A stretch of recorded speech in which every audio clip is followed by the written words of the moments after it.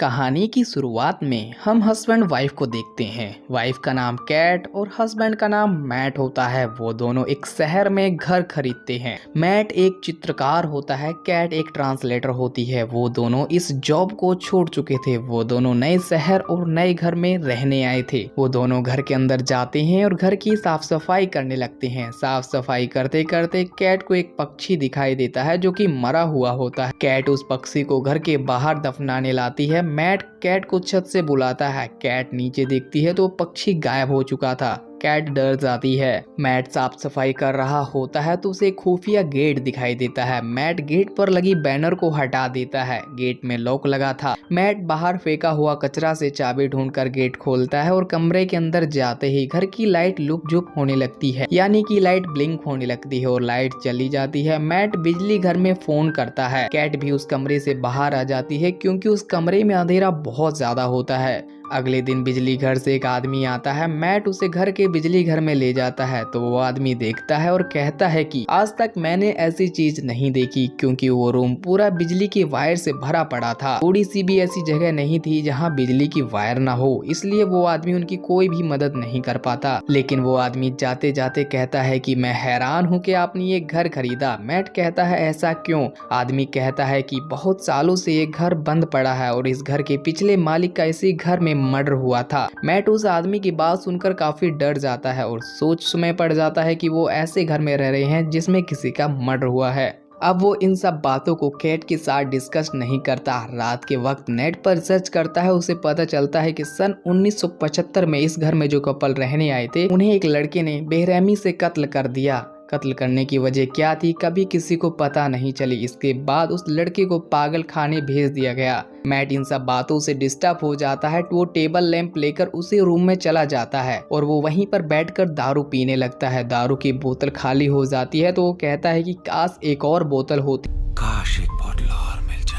और उसके बोलते ही पूरी घर की लाइट ब्लिंक होने लगती है और लाइट चली जाती है। जब लाइट आती है उसके सामने दारू की बोतल आ जाती है। मैट ये सब देखकर हैरान हो जाता है क्योंकि वो बोतल हूबहू उसकी बोतल जैसी होती है। अगले दिन सुबह कैट मैट को ढूंढते ढूंढते उसी रूम में पहुंच जाती है और वो देखती है कि वो रूम महंगी महंगी ड्राइंग और कपड़ों से भरा होता है। मैट कैट को समझाता है और कहता है कि ये रूम हमारी विश को पूरा कर सकता है, हम इससे कुछ भी मांगे ये हमें देगा। कैट को यकीन नहीं होता तो ये $10 लाख मांगती है। लाइट ब्लिंक होने लगती है और अगले ही पल उनके सामने $10 लाख होते हैं। कैट को ये अजीब लगता है और वो रूम से बाहर जाने लगती है। मैट उसे समझाता है कि हम सिर्फ इस रूम का फायदा उठाएंगे, अपनी जिंदगी मजे से जिएंगे और कुछ नहीं। फिर उसके बाद वो दोनों एकदम क्रेजी हो जाते हैं। फिर वो अलग अलग किस्म की चीजें मंगवाते हैं जैसे सोना चांदी, हीरा मोती, महंगे महंगे कपड़े, और पैसा तो इतना कि उसकी एक दीवार खड़ी कर लेते हैं। ऐसा कुछ दिनों तक चलता रहता है। उस रूम से वो बहुत कुछ ले चुके होते हैं और बहुत कुछ एंजॉय कर चुके होते हैं। एक दिन मैट कैट से कहता है कि हमें एक बार फिर से बच्चे की प्लानिंग करनी चाहिए, जिस पर कैट को बहुत जोर से गुस्सा आता है। पहले भी वो 2 बार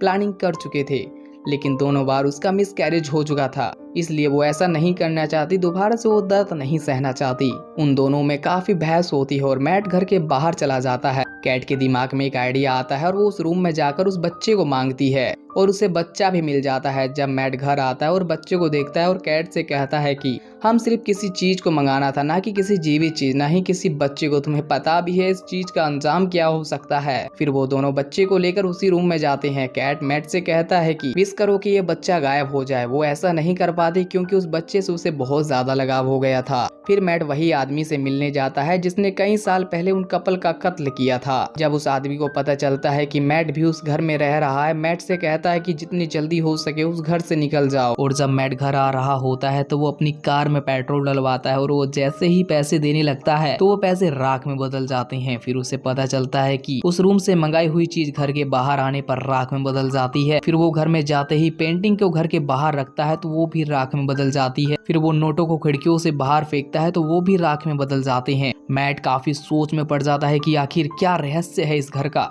ये जानने के लिए वो घर की सारी दीवारें तोड़ने लगता है उसे वायरों के सिवा कुछ नहीं दिखाई देता। कुछ देर के बाद कैट उस बच्चे को बाहर ले जाने लगती है। मैट उसे रोकता है पर वजह नहीं बताता। कैट घर के बाहर जाते ही बच्चा रोने लगता है और बच्चे की लाल स्किन होने लगती है और ये सब देख कैट भी रोने लगती है। मैट ये सब सुन रहा होता है। जब कैट की रोने की आवाज बंद हो जाती है तो मैट बाहर जाकर बच्चे को उठाकर अंदर लाता है। कैट जब अंदर आती है और बच्चे को देखती है तो वो बच्चा पहले से बहुत ज्यादा बड़ा हो गया था।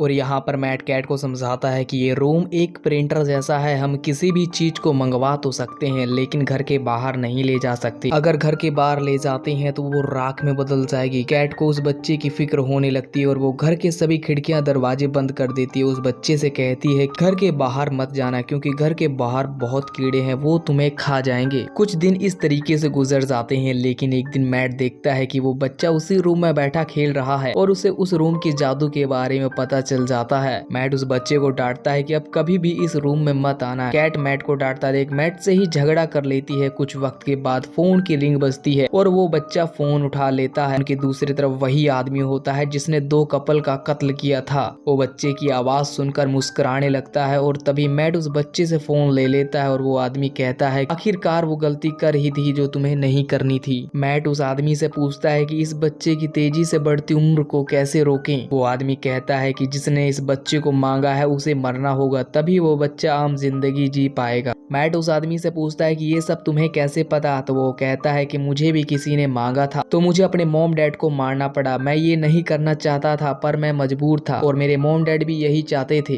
और यहाँ पर हमें पता चलता है कि वो 2 कपल की कत्ल करने की वजह यही थी। दूसरी तरफ कैट कॉल पर सारी बातें सुन लेती है। फिर वो कार लेकर बाहर चली जाती है। कैट को अपनी गलतियों का एहसास होने लगता है लेकिन वो उस बच्चे से बहुत प्यार करती थी। कैट यहाँ पर सुसाइड करने की कोशिश करती है पर वो नहीं कर पाती और यहाँ घर पर वो बच्चा अपनी माँ के बारे में पूछता है। मैट उससे कहता है कि मुझे नहीं पता पर वो बच्चा जिद करने लगता है तो मैट उस बच्चे को सब कुछ सच सच बता देता है। मैट उससे कहता है कि ना ही तुम्हारी कोई मॉम है और ना ही कोई तुम्हारे डैड। हमने तुम्हें उस रूम से विश किया था। तुम एक आम इंसान नहीं हो। अगर तुम घर के बाहर जाती हो तुम कुछ मिनटों में राख में बदल जाओगे। तो वो बच्चा रोने लगता है। मैट भी उस बच्चे को रोता देख उसे अपना बच्चा मान लेता है और वो एक ही बिस्तर पर सो जाते हैं। कैट जब घर आती है उन दोनों को एक साथ देखकर बहुत ज्यादा खुश होती है। मैट कैट से पूछता है कि तुम कहाँ थी, मैंने तुम्हें कितने सारे फोन किए। फिर वो दोनों इंटीमेट होने लगते हैं लेकिन वो बच्चा ये सब देख रहा होता है तो उस बच्चे को कैट के लिए कुछ फीलिंग होने लगती है। अगले दिन सुबह वो बच्चा कहीं नहीं दिखाई देता तो वो दोनों उसे ढूंढते हैं। जब वो बच्चा देखते हैं तो अब वो 18-19 साल का हो गया था। ऐसा इसलिए हुआ था क्योंकि वो घर के बाहर चला गया था। अचानक मैट और बच्चे के बीच फाइट होने लगती है। कैट उन दोनों को अलग करने की कोशिश करती है पर कैट के सर पर चोट लग जाती है और वो वहीं पर बेहोश हो जाती है। और जब कैट को होश आता है तो मैट से उस बच्चे के बारे में पूछती है। कैट कहता है कि उस फाइट के दौरान वो वहीं पर मर गया। कैट उसकी डेड बॉडी के बारे में पूछती है। मैट उससे कहता है कि मैंने उसे घर के बाहर दफना दिया। कैट बहुत इमोशनल हो जाती है और कहती है कि हमें कुछ दिनों के लिए ही बच्चा मिला था। कैट कहती है कि अब मुझे इस घर में नहीं रुकना। मैट उससे कहता है कि हमारे पास जितना पैसा था हमने उन सब का घर खरीद लिया। अब हमारे पास इतना पैसा नहीं है कि हम कहीं पर दूसरा घर खरीद लें और ये घर हमें सब कुछ देता है, हमें इस घर को नहीं छोड़ना चाहिए। कैट मैट को देखती है कि उसका बिहेवियर बदलता जा रहा है और तभी मैट कैट के साथ जबरदस्ती करने लगता है। तब पता चलता है कि वो मैट नहीं वो बच्चा है। वो मैट जैसा बन जाता है। वो ऐसा इसलिए करता है क्योंकि कैट के लिए उसकी फीलिंग बढ़ती ही जा रही थी। फिर वो बच्चा उस रूम को अपने घर जैसा ही बना लेता है जैसा उनका घर होता है। वो बच्चा कैट को उठाकर उसी रूम में ले जाता है और यहाँ मैट को होश आता है। वो पूरे घर में उन दोनों को ढूंढता है लेकिन उसे वो कहीं नहीं मिलते और वो रूम भी लॉक होता है। फिर वो उस रूम की दीवार में होल करके दीवार के दूसरी तरफ निकल जाता है और उसे सेम अपने घर जैसा सामने घर दिखाई देता है। तब उसे समझ आता है कि सारा किया धरा उस बच्चे का है और यहाँ कैट के सामने 2-2 मैट होते हैं तो वो कंफ्यूज होती है कि कौन रियल मैट है। और तभी कैट उस बच्चे को उसके नाम से बुलाती है तो वो बच्चा रिस्पॉन्स देता है। कैट उसे धक्का देती है और वो वहाँ से भागने लगती है लेकिन वहाँ सब कुछ उस बच्चे की पावर की वजह से हो रहा था। वो पूरे घर का सेटअप चेंज कर देता है।